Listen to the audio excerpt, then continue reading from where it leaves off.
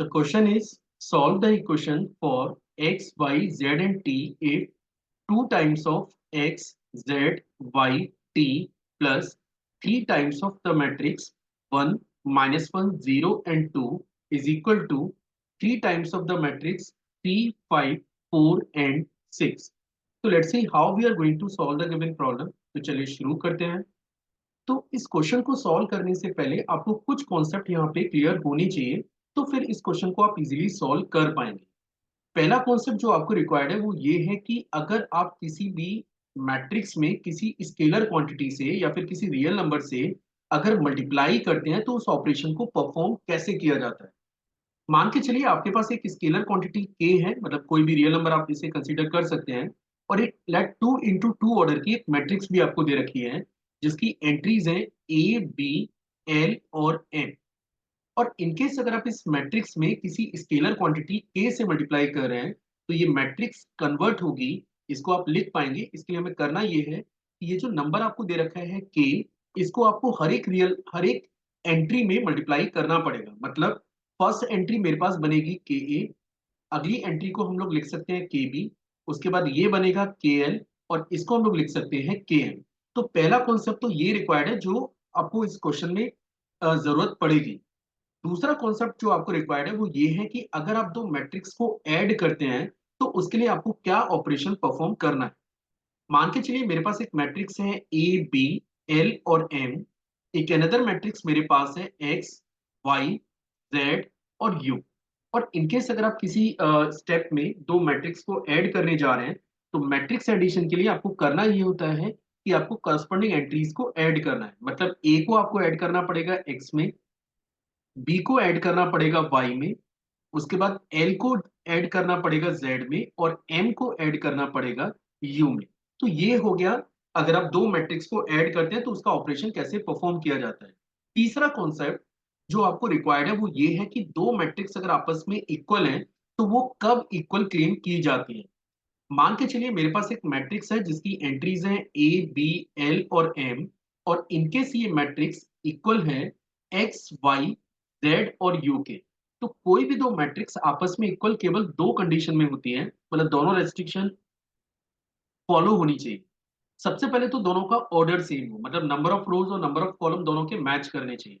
तो आप देख सकते हैं कि पहली मैट्रिक्स का ऑर्डर है 2 into 2 और अगली मैट्रिक्स का ऑर्डर भी 2 into 2 है।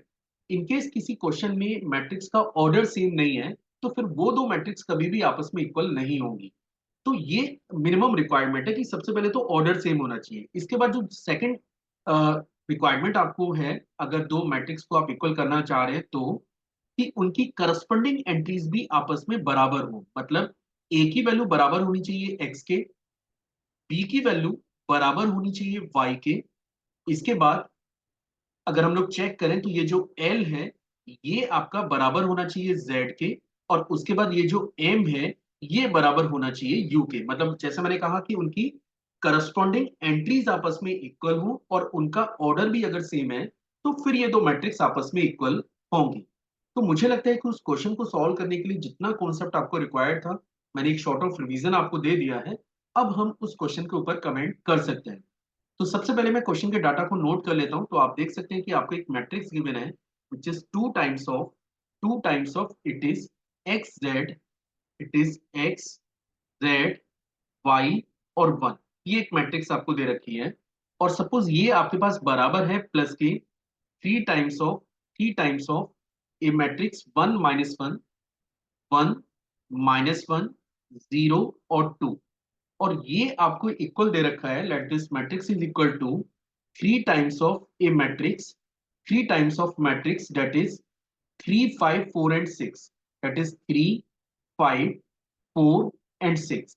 और क्वेश्चन में पूछा गया है कि आपको इस इक्वेशन को सॉल्व करके you need to find out the value of X, Y, Z and T. Actually मैंने इसको 1 लिख दिया है पर ये वैल्यू एक्चुअली टी है, तो आप थोड़ा सा ध्यान रखिएगा कि ये टी है, इज नॉट 1। तो मैं इसको ठीक से लिख देता हूँ, late this is your T. अगले स्टेप में ये क्लियर हो जाएगा आपको। चलिए अब आगे बात करें। तो नेक्स्ट स्टेप में जब आप इसे सिंप्लीफाई करेंगे तो आप इसे लिख सकते हैं, जैसा कि मैंने कॉन्सेप्ट आपको क्लियर कर दिया है, ये बनेगा 2x, इसको आप लिखेंगे 2z, इसको आप लिखेंगे 2y, दिस इज 2y, और इसको आप लिखेंगे 2t, है ना। इसके बाद जो नेक्स्ट मैट्रिक्स है ये कन्वर्ट होगी 3, -3, 0 और 6। मैं एक्सपेक्ट कर रहा हूं कि ये समझ में आ भी रहा होगा आपको। और राइट साइड में जो मैट्रिक्स आपको दे रखी है वो कन्वर्ट होगी 9, 15, दैट इज 9, 15, 12 एंड 6 3 80। तो आप देख सकते हैं कि हमने ऑलरेडी काफी ऑपरेशन इसमें कर लिया है। अब हम लोग इन दो मैट्रिक्स को ऐड भी कर लेते हैं। जैसे आप इन दो मैट्रिक्स को ऐड करेंगे तो आप देख पाएंगे कि जो अगली मैट्रिक्स आपका जनरेट होगा वो बनेगा 2x प्लस 3, क्योंकि आपको करस्पॉन्डिंग एंट्रीज को ऐड करना है, ये डाटा को इससे ऐड करना है। अगली एंट्री आपको मिलेगी 2z-3। उसके बाद इसको आप लिख सकते हैं 2y प्लस 0।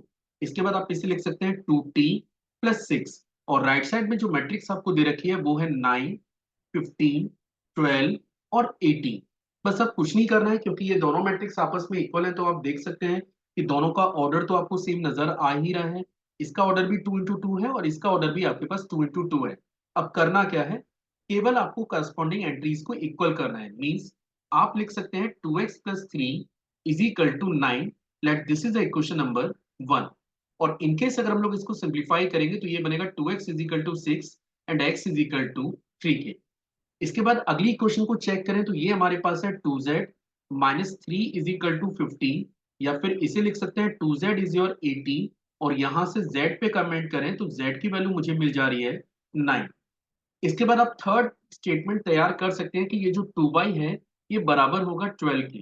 तो 2y को अगर आप 12 के इक्वल डालेंगे तो y की वैल्यू यहां से निकल के आती है 6 के। और बी केयरफुल, आपको याद रहना चाहिए कि करस्पॉन्डिंग एंट्रीज को बराबर करना है। अब एक लास्ट एंट्री बची है 2t प्लस 6। तो 2t प्लस 6 ये डाटा बराबर होगा 18 के, या 2t को हम लोग लिख सकते हैं 12, या फिर t की वैल्यू यहां से निकल के आती है 6 की। तो अब आप चाहें तो सारे वेरिएबल्स को क्लेम कर सकते हैं। x की वैल्यू हमें मिल रही है 3, y की वैल्यू हमें मिल रही है 6, z की वैल्यू मिल रही है 9 और t की वैल्यू मिल रही है 6। And that is actually the answer for the given problem.